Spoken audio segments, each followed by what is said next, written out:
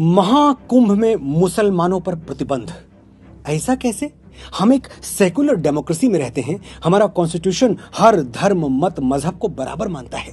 मुसलमानों को कुंभ आने से रोकना गलत है, अनडेमोक्रेटिक है, अनकॉन्स्टिट्यूशनल है, राइट विंग की दादागिरी है। अरे भाई रुको जरा, सब्र करो, पूरी बात तो समझ लो, फिर सही और गलत का जजमेंट देना। मैं सिर्फ 5 सवाल पूछूंगा। अगर एक का भी जवाब हां में आ गया तो मैं खुद सरकार को चिट्ठी लिखूंगा कि सभी मुसलमान भाइयों बहनों को आदर के साथ कुंभ में आने दिया जाए।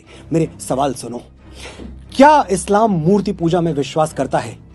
समुद्र मंथन से निकला हुआ अमृत प्रयागराज में छलक गया था। क्या इस थ्योरी को मुसलमान मानते हैं?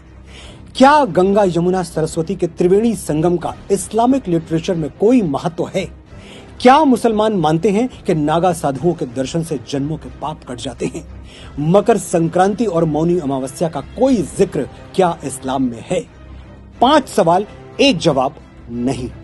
तो फिर मेरे भाई, तुम्हारे लिए कुंभ एक पिकनिक स्पॉट से ज्यादा कोई वैल्यू नहीं रखता और तुम्हारी ये पिकनिक हमारे लिए 12 वर्षों की लंबी प्रतीक्षा है।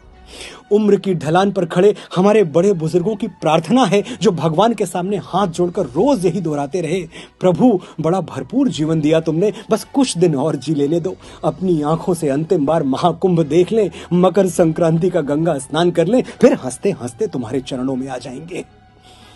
चाहते क्या हो तुम? जो थोड़ी बहुत पवित्रता हम सनातनी बचा पाए हैं वो भी दूषित हो जाए? देखे हैं हमने वो वीडियोस, खाने की चीजों में क्या क्या गंदगी मिलाई जा रही है और कौन मिला रहा है।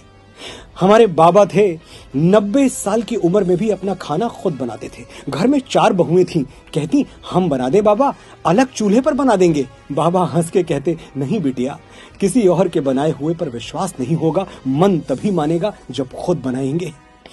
ऐसा पवित्र और सैद्धांतिक जीवन जीने वालों को मरते मरते क्या हम किसी का जूठा खिला दें? जिस गंगा के जल में डुबकी लगा के वो निष्पाप होने आए हैं, उसी जल से शुद्धता का विश्वास छीन ले? लिबरल बनने के लिए, 4 सूडो सेकुलर दोस्तों में वाहवाही लूटने के लिए हम अपने साधु संतों, ऋषियों, मुनियों और बड़े बूढ़ों की तपस्या खतरे में डाल दें? क्षमा कीजिएगा, हमसे नहीं हो पाएगा। हम इतने कट्टर तो नहीं है कि तुम्हारी तरह मक्का के बाहर साइन बोर्ड लगा दें, मक्का ओनली फॉर मुस्लिम्स।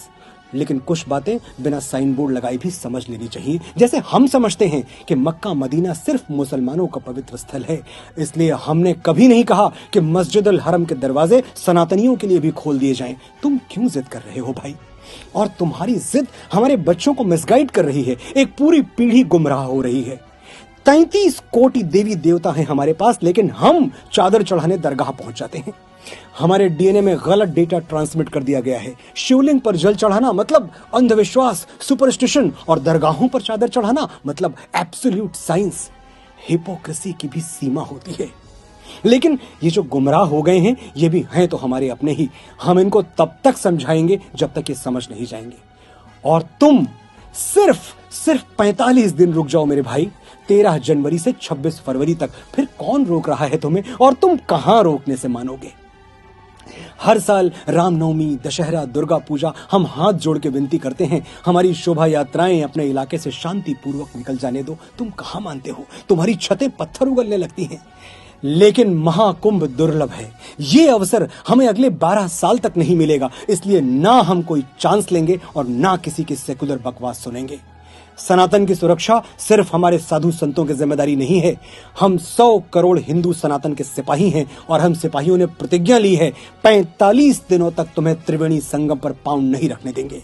हमारी प्रतिज्ञा का मान रख लो, वरना ये तो जानते ही हो कि अगर हम छत्रपति शिवाजी महाराज के वंशजों ने अपने जुड़े हुए हाथ खोल दिए तो औरंगजेबों को भागने के लिए जमीन कम पड़ जाएगी।